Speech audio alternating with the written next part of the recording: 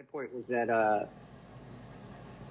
Iran has weapons in Syria or vice versa.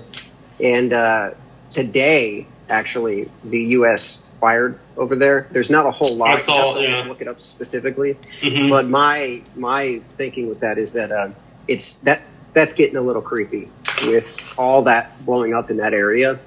Yeah, it's picking up fast because we're going to support you. It feels very World War I. It's like, well, you kind of fucked with our allies, so now we have to fuck with you. Well, you fucked with us, and that's pretty much how World War I started. Like it was a war of treaties. Like so if someone attacks you, you have to say we're going to attack you. There's also a war of the family because almost all the kingdoms were related. But yeah, that's what it feels like. They were in the same bloodline and shit. That's why they all look weird. Mm. Elon Musk said, I don't know if I shared this with y'all, but he said something. I think that this is spot on. Whether you like the guy or not, he made a point. He said one of the problems with today is that we are so far removed from like World War II that we're just spoiled. I'm paraphrasing, but he said that most people that were alive at that time aren't here anymore. Mm-hmm. And so he said we can easily just make a mistake of thinking that things like that can't happen. And I try to be cognizant. Yeah, well, I mean, but with that also, like World War II and World War I, or the Great War, they call it, like that was a big thing where you've never really had that many countries come together and fight at one time.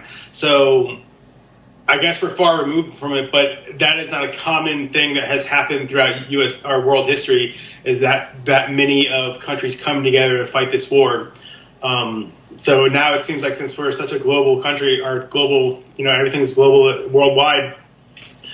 It's gonna probably be the new common thing. So for a while, we all had these like you kind of see now with Ukraine, where you had like the supporters, where we're gonna fund them so they can attack you, but we're not directly attacking you, and the proxy wars essentially. But I feel like it's inevitable that it's always going to be like a huge, every country involved or a lot of countries involved from here on out.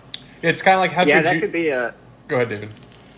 I was going to say that could be. You could look at that very pessimistically or optimistically, depending on your frame. But I think what he was saying was just, and I think this applies to a lot of different things. Is we can get very complacent in our comfortability, and I think he's right there. I think you can take that to a micro scale in your own life. Mm-hmm. But just this idea that like you can get too comfortable and not go, okay, we got to watch ourselves because things can't happen. And this idea that, we can never fall into something like that. I think that that's a dangerous headspace to live in.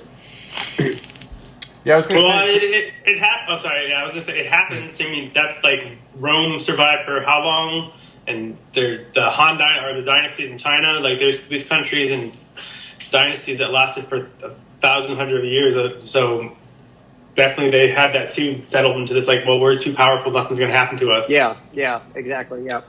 Yeah, I've read. I've been part reading, of the human condition. I've been reading Machiavelli recently, and I'm reading I just finished The Prince, and now I'm reading a little bit of the Discourses, and he talked a little bit about he's talking about like constitution building, how to write a good constitution, what a good republic is, and of course he looks to Rome naturally a whole lot and everything, but also talked about like Sparta and how Sparta lasted 800 years.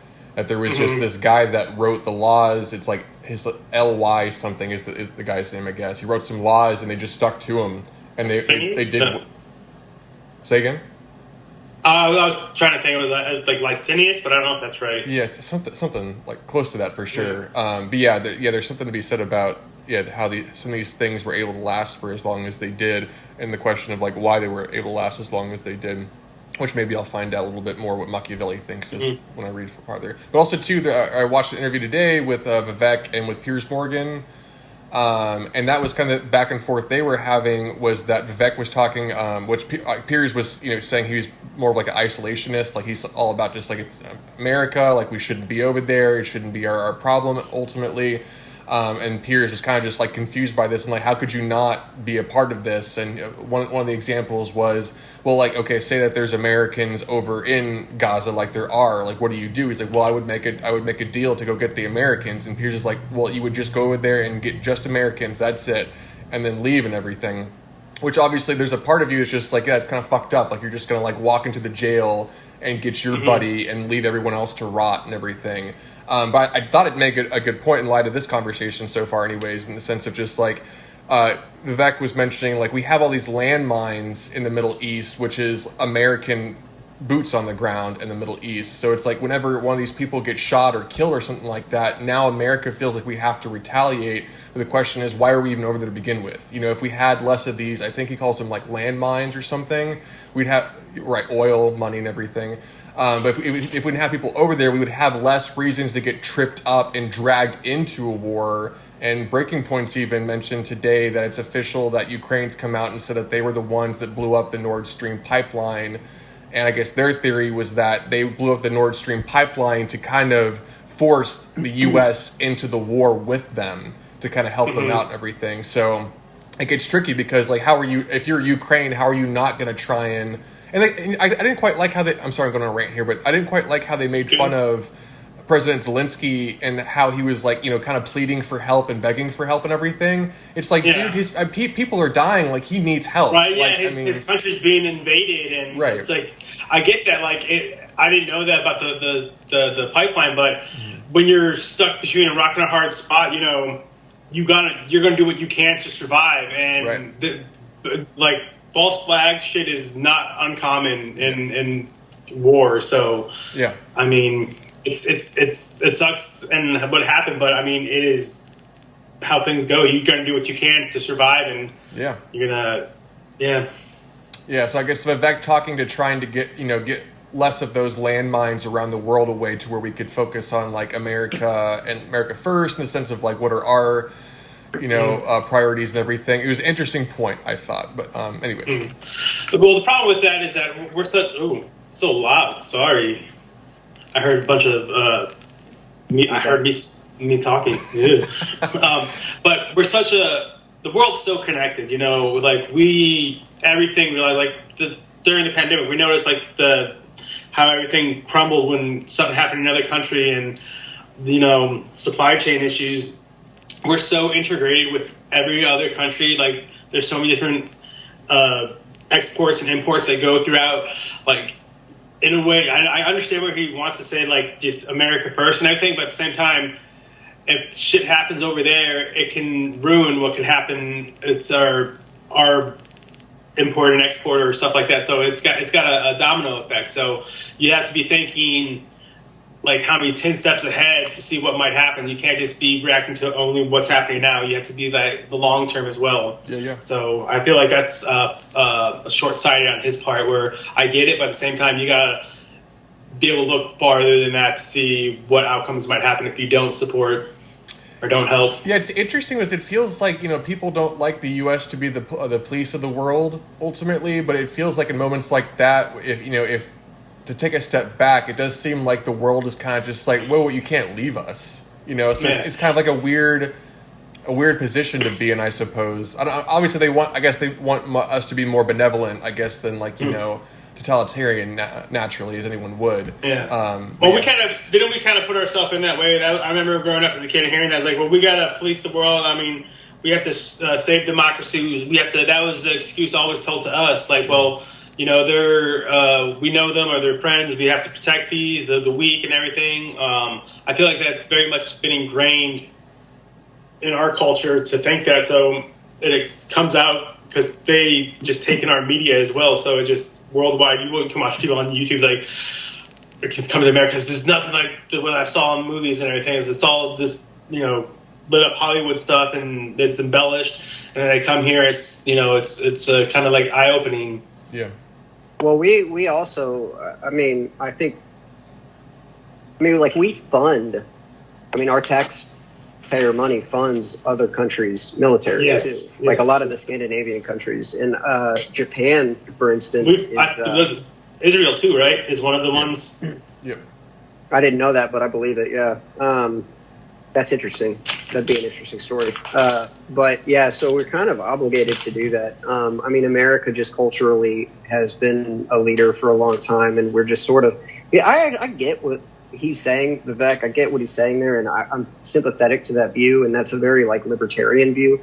But you know, the more we get down into these roads, I mean, it is kind of like it's an ecosystem, sort of. It's like getting rid of a species and then you're going to throw everything off. It is kind of a delicate ecosystem. And I think, the more we have conversations like this, I think a lot of times, and the older I get, I'm not sure that there are solutions to some of this stuff. And it's just kind of, just trying to figure it out as you go.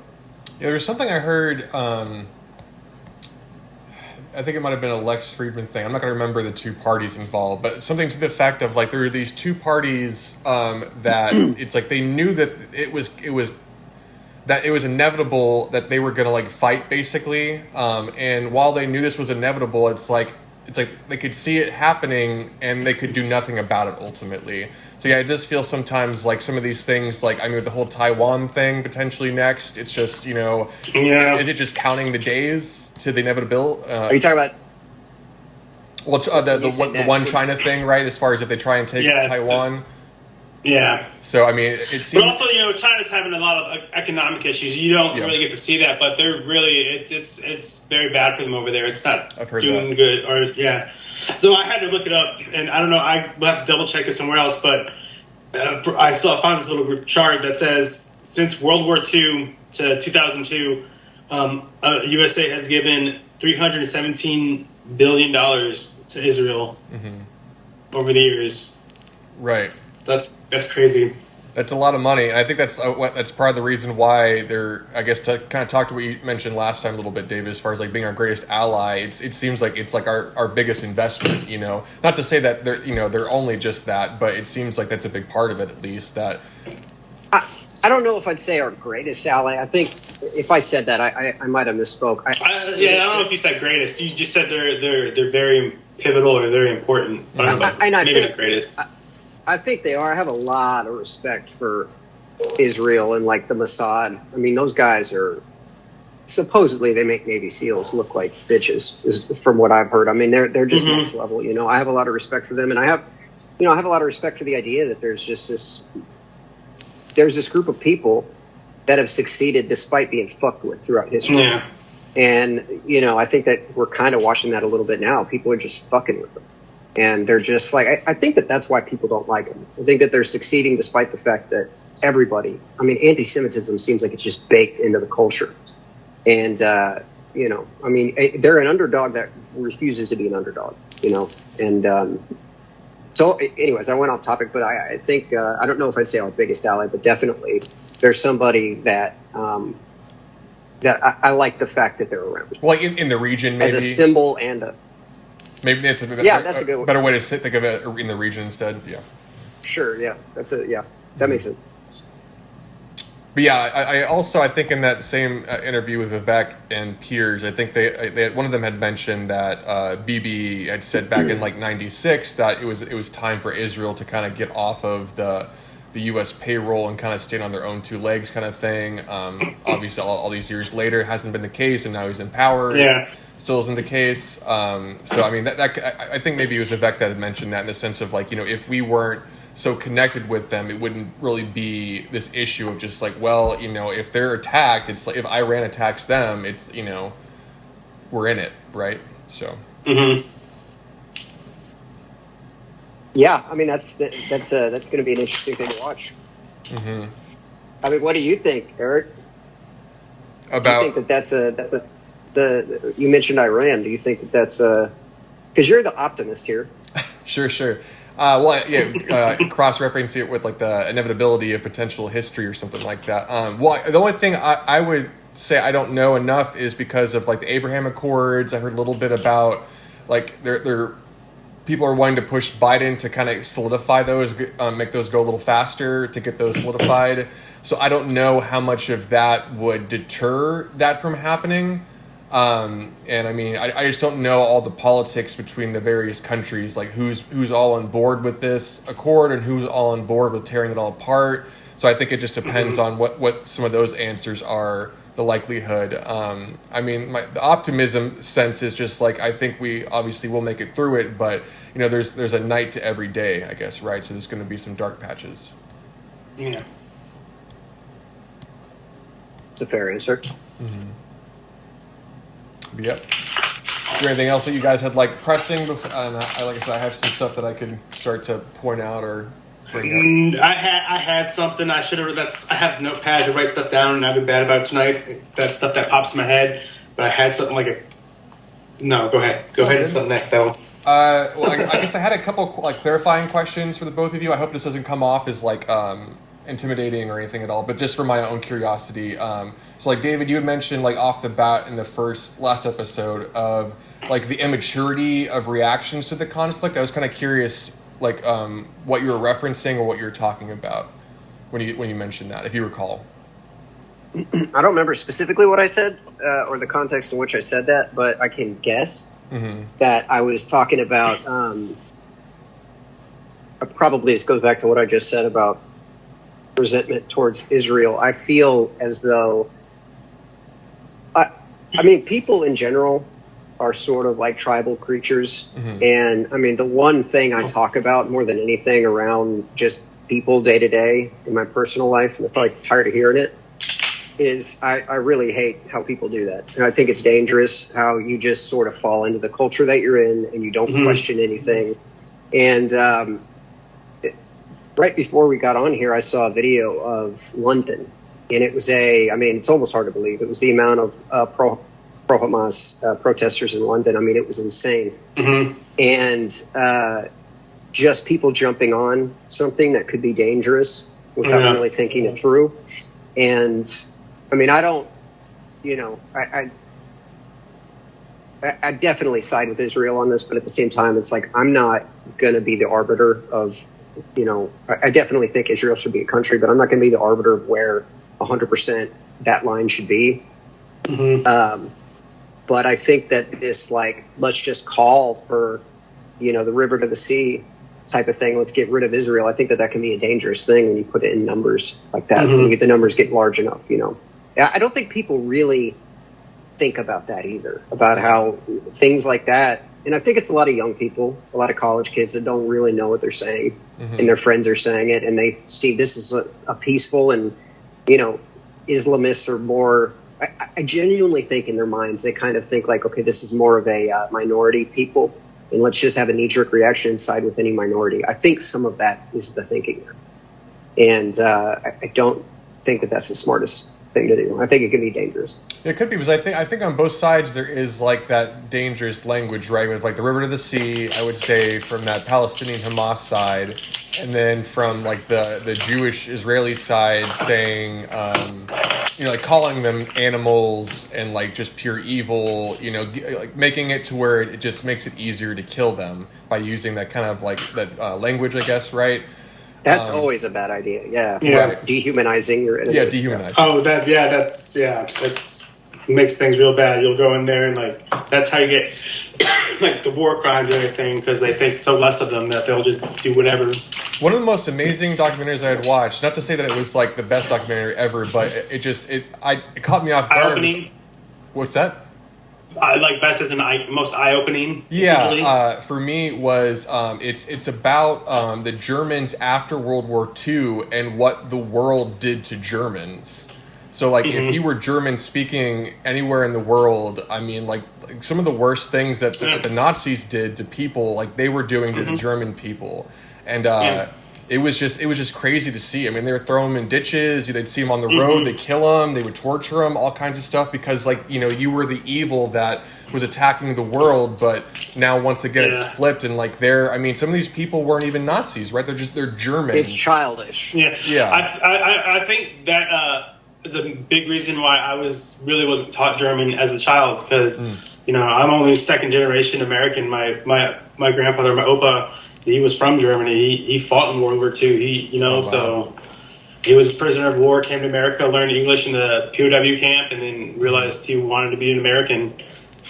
Yeah, there you go. So, I mean, it's like people like that all across the world, right? They just got lumped into that. Because, I mean, German people that weren't even living in Germany during World War II, people that weren't a part of it whatsoever. I think they even mentioned that it got as far as just like, if you were Dutch, you were just kind of lumped in this category now, and people were just kind of going crazy with it. So it is a kind of a terrifying thing, right, to be in that situation. So, which obviously could be was happening now. It seems like with the Hamas-Palestine thing, where it's just like it seems like the line is blurring between those two.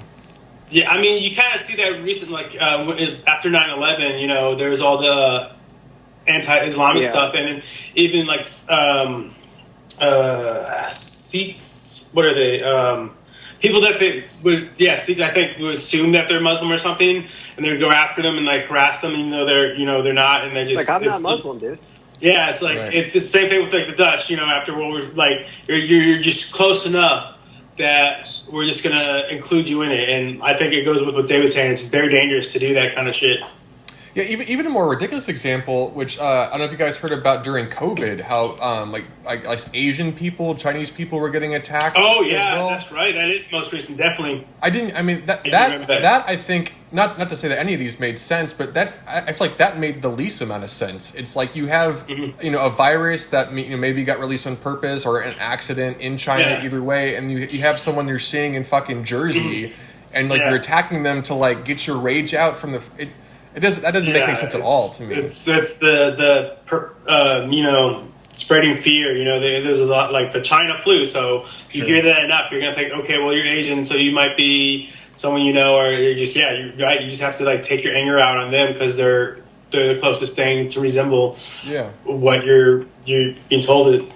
But I think it's like that example to me, which makes it more of the question of like, what is that? Because it's like the German thing.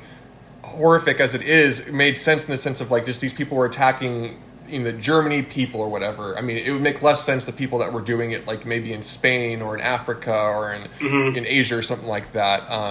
But yeah, it's just like what is that logic of just you know that person wasn't even there, has nothing to do with it whatsoever, but it's just this lashing out of just like you're one of them or something.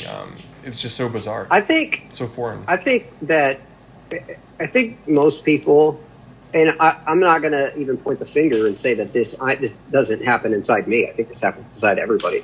But I think that there's a part of people that don't grow up, and you see it everywhere. I mean, you see it. People will make blanket statements about white people. People will make blanket statements about whoever, as if a group of people, they all have meetings. Yeah. Like, they have like a call like this where every black person meets up, and then we're making sure that this happens. Right. And I think that everybody's kind of guilty of that to a certain extent. There's a family member of mine, I'm not going to say who, but when my car broke down, when I broke my collarbone when I was a kid, remember that? My car, I ended up getting it into an Indian restaurant's parking lot. And somebody told me, get that out of there as soon as possible because those people steal shit. And I remember thinking, you're saying that? You're not the type of person to say that to me. Right. Or to say that ever. Yeah. So it is, I think everybody's kind of guilty of being prejudiced to a certain extent, but it doesn't make sense. And it sounds childish. It's coming from like a childish part of, this like just anger, this reflexive anger that isn't really, you're not thinking with the frontal lobe of your brain necessarily. You're right. Yeah, it's perplexing to say the least. I don't know. It's like, have you guys ever watch The Mist, the movie based off the Stephen King? No, everybody says it's good. I've never seen it. That's a good one. Yeah, that was one of those ones too that like in high school or middle school or whenever it came out, and I watched it in theaters. It was one of those like blow my hair back kind of movies because it was just one of those things of like really trying to wrestle. I think what I love the most, I think they took it away from the poster for the movie. But it was like the tagline when the movie first came out was like fear changes everything. And it was the perfect line, which I don't know why they got rid of it. Maybe they brought it back or something. But there was a time where it wasn't on the poster anymore. But the whole movie was about that. Just like, everyone's locked in this little grocery store dealing with like this unknown terror outside. And just, like how fast everything disintegrates. I thought it was just an amazing story, I would say. So if you haven't seen it, David, I think it still holds up. It's going to be a little cheesy as far as the CGI, but it's still a good story, I would say. He is very good. I have like 30 of his novels, and he is very good at writing a story where there's subtext like that. And it's just he's very good about doing that with a lot of issues, and he doesn't outwardly say it, but you're kind of like, I know what you're meaning by that. I haven't heard that about The Mist, but I see what you're saying. It's worth the watch. I think it was really good. Yeah, I don't know why they got rid of that tag with the beer, because I was thinking, well, when did it come out? It was like it came out in 2007, so I'm like, I don't know. Okay, yeah, that's weird, yeah. Because, nothing would have been happening around that time, I would think. But another question I had for Bryant was, last time you had mentioned the British imperialism thing being an issue that kind of caused this. I didn't know too much about that. I didn't know if you wanted to elaborate, or if you could elaborate, or... Let's see, I can do what I can. It's essentially during... World Wars. It started around World War I, with the Great War. Like, Britain has a way of going into, like, Imperial Britain has a way of going into countries and doing what they want for themselves. So, they made this promise to all these people that they would get this thing, and then after they won the war, they kind of didn't really give it to them. They made their own rulings with Israel, and you see that when they went into China and India. There's they had lots of craziness in India, but almost anywhere they've gone and colonized or set up shop, they've caused so much trouble in the long run. I mean, so it's just like promising land. They kept promises more and more. Like stuff happened, and they would come back and they promised this, and then something else happened. So there was a lot of promises that never got fulfilled, and that created a lot of hate. Essentially, they were promised their country, like the Palestinians, and then they gave more of it to Israel. And so they kind of that sets you up as you're definitely going to go and looking against or anti-Britain and who they support when you help them, and they're like, well, we're going to give these people what we said we would give you. And so that happened quite a few times throughout history, where they would go in. I need to find some more examples, but it really happened a lot with Israel after World War I, World War II. So they made promises and didn't fulfill them. Because that is the interesting thing I think about this is, it's like a part of me I guess probably always knew, because how could you not? But yeah, just thinking about, to have created Israel, it's like people were there whenever, this like flood of people comes in. Obviously we can argue about that before times and like when they were there before and everything, but there was that moment of like people had set up shop, and then now all of a sudden you have this like wave of people and a new state is formed on your land and everything. That would definitely create tensions in that region, and there's going to be a lot of people that are going to be very unhappy by that. And that made me think too about Gaza and the West Bank. It's like why those were created. It's like you have the thing of like the Hamas attacking Israel now, and the argument being that they've been locked into these like concentration camps. People have thrown that term around as far as what Gaza is, and the West Bank I think are on the same page with that. But it's like why in the first place were those people in these areas? Like how did that formation come to be? As far as like that, that's not a two-state system there, right? Because I guess those West Bank and Gaza are supposed to be separate. Well, I can't remember. There's a lot so much that happened. So originally there's like more land. It was like more evenly divided, and then conflicts happened, and then lands were lost, and there were like a lot of like small little wars that happened since then, like in between, that slowly pushed and expanded Israel's territory. So that did happen. Like it went there. Like a lot of countries supported like Palestine, and they kept losing, and Israel kept getting more space. And there's I can't remember. I have to go back. What did they say? Like they promised to not do stuff to the West Bank and Gaza, and they just said, "Well, we're gonna keep doing it anyway." Even though they like signed like these agreements, and like, "Well, we're just gonna do what we want," and the settler really thing stop them.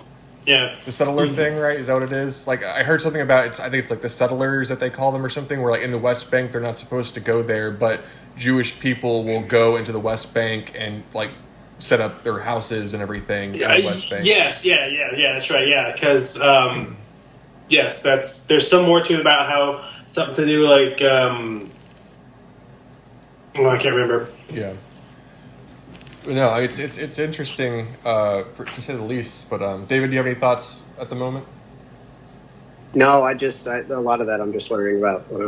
I know that Israel became a country in 1948, and they supposedly gave up the Gaza Strip in 2005. Oh, okay. I didn't know that. I don't know much about that's one. Yeah, that was after another one of the other wars that happened, and so there was just too much bloodshed everywhere. So like, okay, we're going to give them this, but they don't really have the authority to, like, the Palestinians can't really do some things while Israel, like, they can go into that area and get houses where it doesn't work the same way with the Palestinians. Something along those lines. It's more complex than that, but it's kind of close to that. Mm-hmm. It's a very, like, confusing situation. I think everybody agrees with that. I think it's I try to just, when I base my own opinions on it, I just try to look at it like, as broadly as possible, and like, who are these people, what is trying to happen here, and as much as you can, who's the good guy, who's the bad guy. But like a lot of that stuff, I think I said last week, it really, I don't mean to sound repetitive, but it is like kids in a sandbox, and it's just a mess, Mm-hmm. I mean, I think Israel should have their own place. I mean, I think they've got a very small little sliver of land, and I think that it's very impressive how they're keeping it. But as far as like moving beyond that, I just don't know enough to really put my foot down. Yeah, I think this whole conflict kind of just like more solidifies in my mind, like I think our previous conversations about like why war happens, and like everyone wants peace, and like why do these things happen. And just that argument about like, well, there's only a finite land, there's finite resources, and so that's, I think, where these things are coming out of. Of course, like there is the, the argument of just like dictators coming up and just like wanting more. You could say Alexander the Great just wanted to fucking take over shit, and that's just what he did. Mm-hmm. But I think a lot of it is just like it's land and water is what people are fighting over ultimately, and it's hard to see a way resources, out of that. Yeah. Because it is the finite that you're fighting for. If it was infinite, become, multiplanetary species, that would obviously, help a little bit. But then it's just going to be fucking Star Wars, like legit Star Wars, right? But I don't know. But yeah, you have this land and like the idea of like Israel not having a place, but then also like, even the idea of like state formation, I think is kind of interesting. But it's like, yeah, just like Jewish people living in the world in like various countries, but this idea of like we need to have a homeland. Was that like... Is that Zionism? Is that is? Yeah, that was a big movement in the early 1900s, and that's where the idea for creating Israel came from. It was this big Zionist movement throughout the world that Israel needed its actual a home country, and so that was definitely a big influence into why Israel was formed. I wonder where that thought came from. Like, why that push came to be like, we need our homeland. The Bible? Well, no, I think it was more just, like Eric was alluding to, it's just like the Jews have been dispersed all over the world. And, I think they were like just anywhere they go, they get like backlash. And so they're like, okay, we need to create this state that's a Jewish state that's for us, so we can not have that problem. And so that was a big movement that was going around the world, and England and France and America helped create that. So it was definitely a big worldwide event that pushed that idea. Because that's why I wondered if Go ahead, David. I was going to say, I grew up learning this. There's I think it's in the book of Isaiah. I think that they were trying to fulfill a biblical prophecy. There's a prophecy in the Bible. It's possible. Will become, and I think that part of it was them trying to, they were trying to push and make that prophecy happen. I grew up believing that was I grew up very religious, and they said this is evidence that, the Bible's real, because it says here that they were going to become a state, and then here it happened.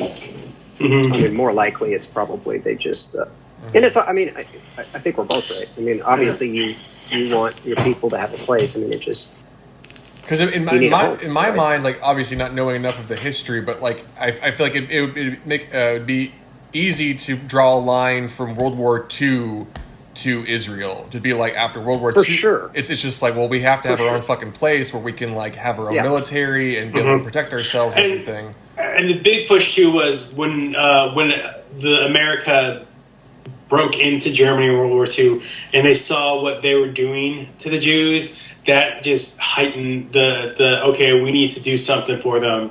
So it was prior to that, it was just kind of this iffy thing. Okay, whatever. And then after we got into Germany and like we're just knocking the shit out of the Germans, and they're like, holy shit, look what they're doing to these people. So that got spread out to the world and like, okay, we have to do this. We have to follow through the Zionists. Create this state for them because they've been do so much, and that was a big push to help get that going. Yeah, it certainly makes sense. Yeah, I think there's a direct correlation between World War II and that. Yeah. Sorry, go ahead. No, yeah, it seems like the one had to follow the other as far as like a safe place to go and everything. So it's I don't know. I did watch that. I went on a Piers Morgan binge because I didn't realize he had so many people he was talking to specifically about this conflict. I thought was great. I think he's probably one of the best resources right now for just people, various people like pro-Palestinian. I did find a couple pro-Israel people on there too. But so I watched the one that you brought up last time, Bryant, with that. I can't remember his name. The doctor comedian guy. But I think one of the most interesting he said that stuck with me is how there's like a lot of these people in America who like, they're kind of anti-Semites, but they're like, well, we got to protect Israel. Like, how are you? It's a very weird state where it's like, well, like Marjorie Taylor Greene's like with the Jewish space lasers creating the California wildfires, and then she's like, well, you got to protect Israel. I'm like. Right. It's one of the points you brought up, yeah. A strange kind of disconnect. But I thought it was just kind of interesting because especially I watched I think the one that you brought up, and then, well, I don't know, because there's two. I don't know if you were aware of that. Yeah, there's a shorter one. Yeah, there's a shorter one, and then the second one I think is a little bit longer. Yeah, so I watched the second one first, and it was very good, I thought. And then I watched the first one, was obviously, they brought it up a few times. But, I mean, the first one is just like, it's tough because, like, he's doing, like, this dark humor about what's going on and everything, and you can just tell how upset he is about the whole situation. Yeah. And I guess his wife has family in Gaza, and like he's talking about how they're used to being bombed and like having to move left and right, and just like they're constantly on the run and everything. So it was kind of heart-wrenching to watch. Ultimately, it just kind of puts you in this headspace of just not knowing what to think because just talking about what we're talking about of just like the horror of World War II and the Jewish people, just like we need a place that we can feel safe. But then, like this situation of potentially becoming, once again, I mentioned last time, like becoming the evil you were fighting against to a certain degree of just like you're trying to hold so hard onto like we have to have our own land. It's like, well, what are you willing to do to keep that? And it's like it's a no-win situation, to say the least. But I've heard a lot of pro-Palestinian stuff, and it's pretty heart-wrenching, the stuff I'm hearing. Not to say that the pro-Israel stuff isn't either, but it's been tough to watch some of these things. Right, it's a very conflicted issue. There's just so much that's happened. It's hard to, it's really hard. It's a really hard situation, and they want that land, and it's got to be in Israel because that's sacred land, but it's sacred for like the three biggest religions. Yeah. Right. So, yeah. So, and the wall, and so it's just. Wall. Mm-hmm. So that makes it even more of a challenge. I think that makes it the biggest challenge, is because it is, especially for like Judaism and Islam, like it is a big, huge religious place for them. So that is definitely the most challenging aspect of it. I feel like Jerusalem is. I mean. That's my number one place I want to go to. If I could go, if I found out I was going to die in a month, I would want to go to Jerusalem and see all that stuff. All that history would be so cool. I mean, I'd like to, definitely not doing that tomorrow, but reasons. Right? Yeah. When's going to be a good time to go again? I always want to go to Egypt and everything. Hearing all this stuff, but I just don't think I would ever be able to go there. Like the way the world is now, it just doesn't feel like it's a safe thing to do anywhere in that area in the Middle East. Yeah.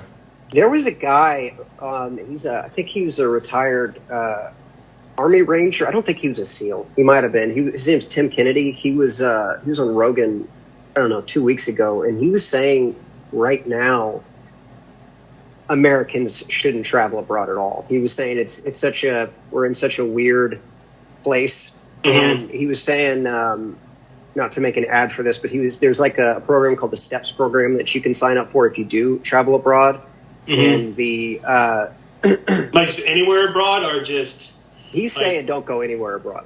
Interesting. He's saying it's a pretty just with our interpersonal relationships with other countries right now. He's like it's probably just I don't know if he's thinking that like World War III could pop off and it's like you don't want to be stuck somewhere else and post COVID and flights being down and all that. I don't know. I told that to my girlfriend and she thought that was extreme because she's big into travel. But I don't know. I thought that was a very interesting thing for him to say. But I mean, I think that with that area just being like that, it's like walking on eggshells right now, and it's such a dangerous time. It really is, the weapons that we have. Because there's that, and then like still Ukraine and Russia. So you know, and there's been a lot of threat for nukes from both different situations, and definitely. I feel like we're at like 2 hours to midnight. Either like getting to World War III or something happening because there's so much tension and it's so close to each other. Like the way some countries side with others, and I kind of agree with that. It's like it's not a good time to be traveling because you're right. It's something someone's ego can just like I have enough of this. Let's fucking nuke them. And we're so divided too that this would be a time for like our enemies to do something. We're so divided. China. Supposedly, that one of Russia's like long game plans for the United States was to divide the country. Oh yeah, that's an old KGB thing. Yeah, divide and conquer. It's just it's a bizarre time. I try to look at it. The problem with that is I feel like if we were to get attacked from some outside source, that would be a problem because then we would all unify again. Like, well. We kind of had a problem with each other, but like we're still all Americans, and like fuck you, yeah. So while I understand divide and conquer, like it's got to be completely broken before they could do anything. Because until then, we like Americans would unite and be like, okay, fuck what we're dealing with now. We got to take care of this bigger issue, and potentially that could heal things. Unless they did something anonymous, like attack our power structure, or power outages and stuff like that. Apparently, our system is really it's fragile. Bad. Yeah. Do you hear about I guess you probably heard about this, but it was in Oregon. Those guys went around and shot up the power station and like just like killed the power to the whole. I heard about that. Whole city. Oh yeah, it was. Go ahead and look it up. Last year, 2 years ago, it was more recent. But some guys went up and shot up a power station, like trying to fuck things up. I think it was definitely in the Pacific Northwest. Yeah, you're right. It was in Oregon. It was It was less than a year ago. Yeah, isn't that crazy? Like so.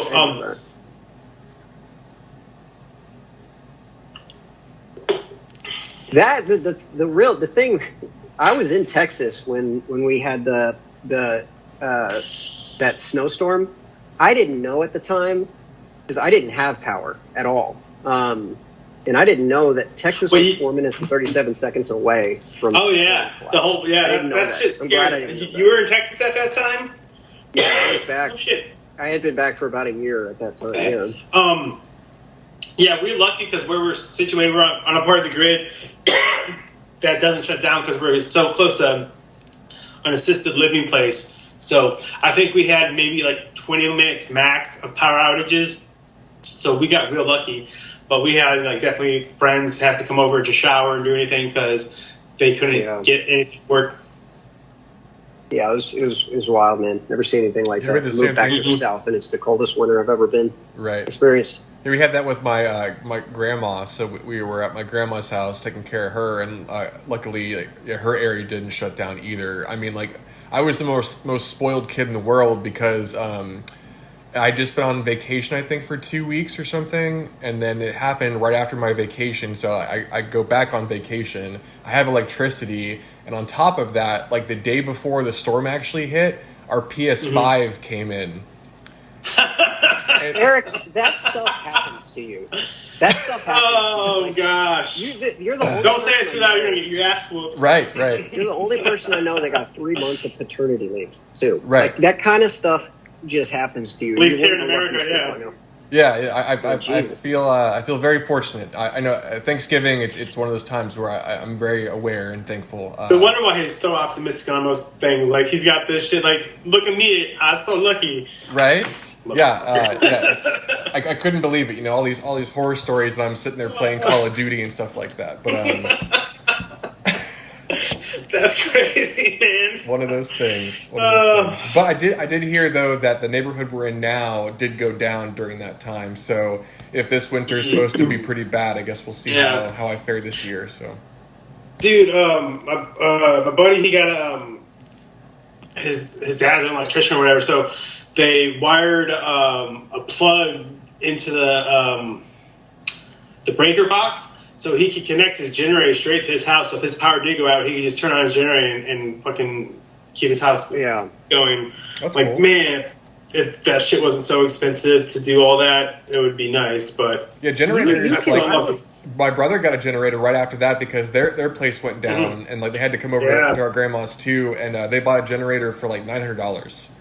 And that's just the beginning, not the gas or all the other stuff you have to do with it, right? So, you can get cheaper ones. I looked into them, but they're not going to last that long. No, that's for a couple hundred. That would be an emergency, but it's not going to like do your house. Right? No, you want something. If you're going to get one of those for like emergency, you want something. You want to spend the money to make sure you got a quality one. Right. That you're going to look at it that way. But I don't know how many houses are compatible with it. You can just plug your house into your house and have it going. I don't know how that works because I know he had like a outlet directly next or connected to his breaker box. So I think some of them just run on propane. I think that too, yeah. But I mean, like to connect it to your house, like if you got the generator going, but it's connected to give electricity to your house. Right, I have no idea. I remember looking them up, but I was thinking like that might be something to think about because we didn't have power at all. And then the electricity, the breaker box, not the breaker box didn't break, but the boards under the ground fucked up. So I had to have somebody come out. Yeah, it was a mess. Eric, you remember where I was living in it was a mess, but we survived.